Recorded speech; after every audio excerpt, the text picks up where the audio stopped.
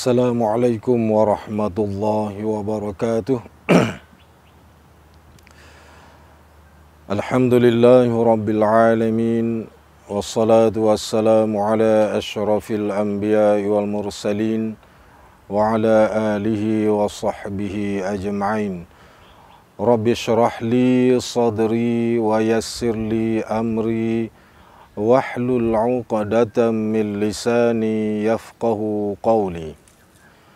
Ya ayyuhalladzina amanu kutiba 'alaikumus shiyam kama kutiba 'alal ladzina min qablikum la'allakum tattaqun.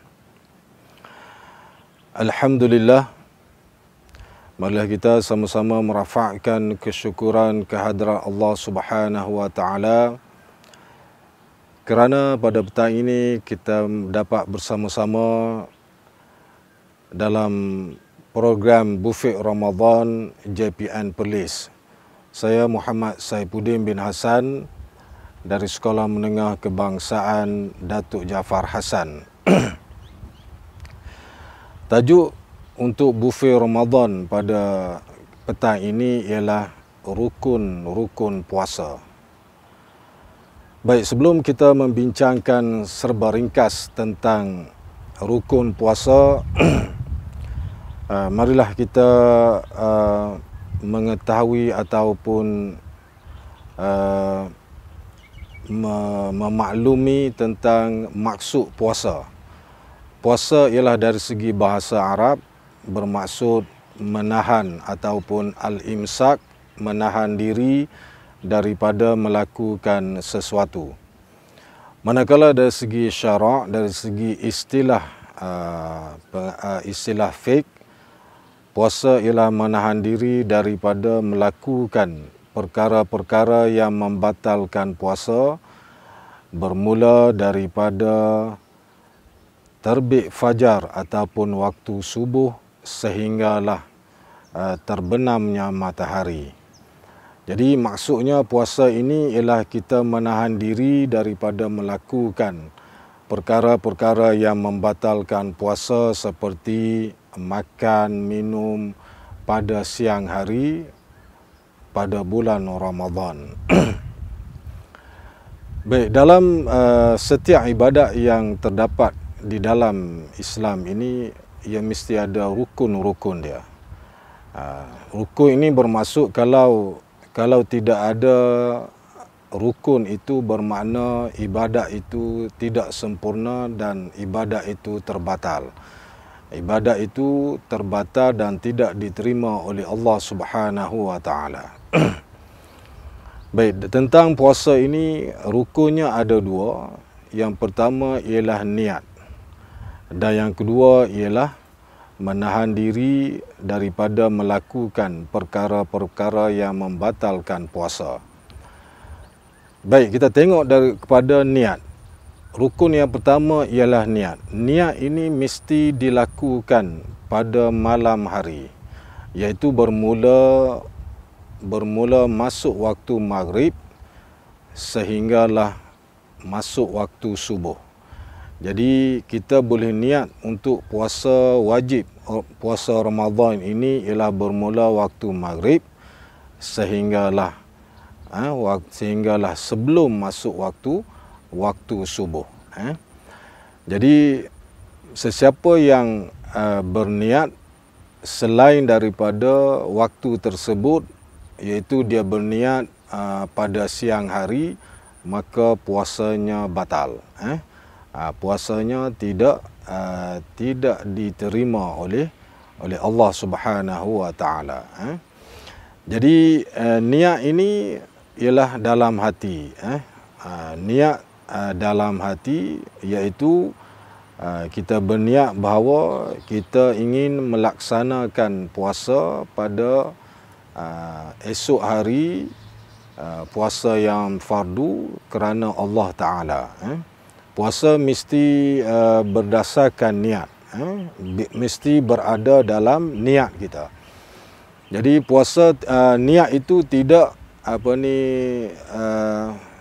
tidak tercapai puasa tadi kalau kita hanya melafazkan niat sahaja. Ya, mesti niat itu mesti dalam hati. Niat tidak boleh dilafazkan. Niat tidak memadai dengan lafaz, ia mestilah dengan hati.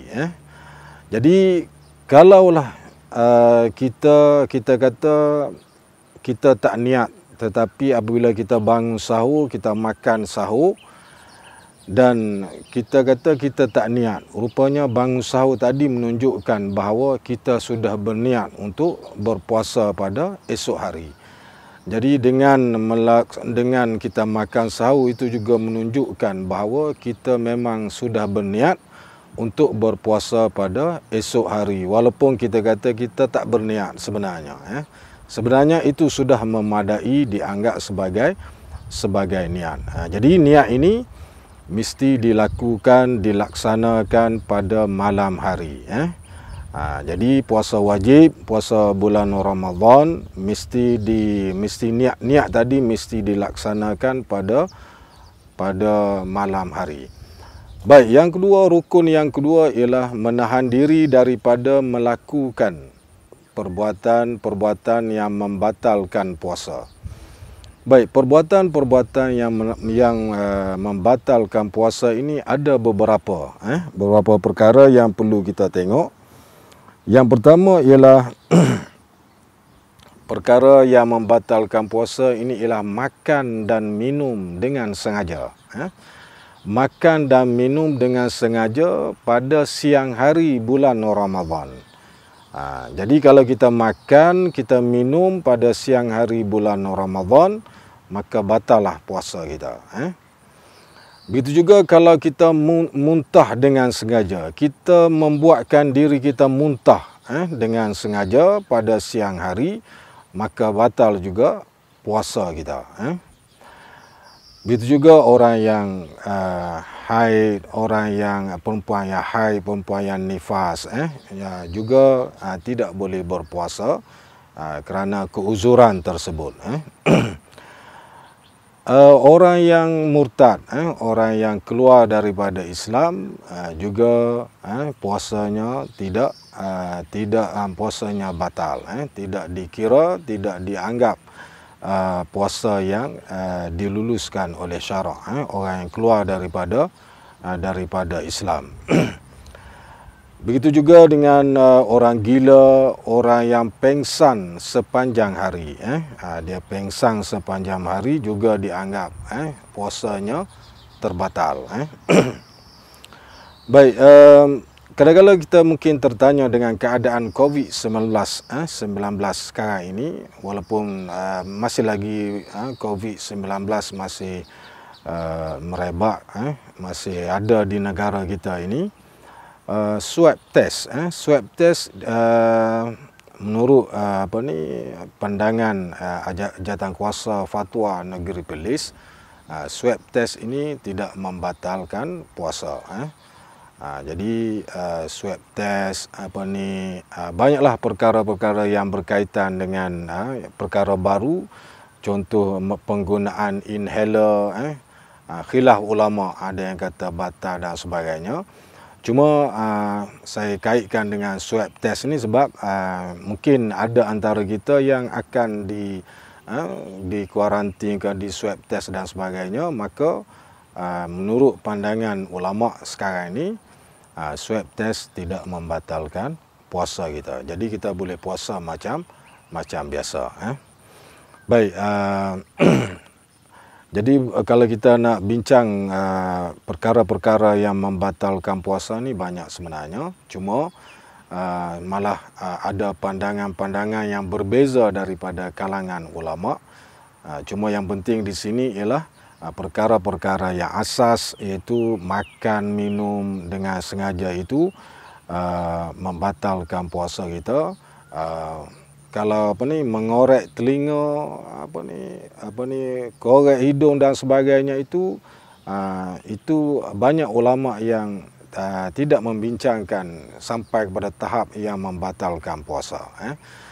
Jadi kita ambil yang asas, iaitu mereka yang makan, minum dan dengan sengaja tadi, perkara ini dianggap membatalkan puasa kita. Jadi dengan kita mengetahui rukun-rukun puasa ini, dapat mengelakkan diri kita daripada melakukan perkara-perkara yang membatalkan puasa kita, dan kita harap puasa kita ini sempurna dan dapat diterima oleh Allah Subhanahu wa taala. Jadi untuk petang ni sekadar itulah tazkirah ataupun bufet Ramadan daripada saya. Jadi insya-Allah kita akan bertemu dengan penceramah yang lain. Wabillahi taufiq wal hidayah. Wassalamualaikum warahmatullahi wabarakatuh.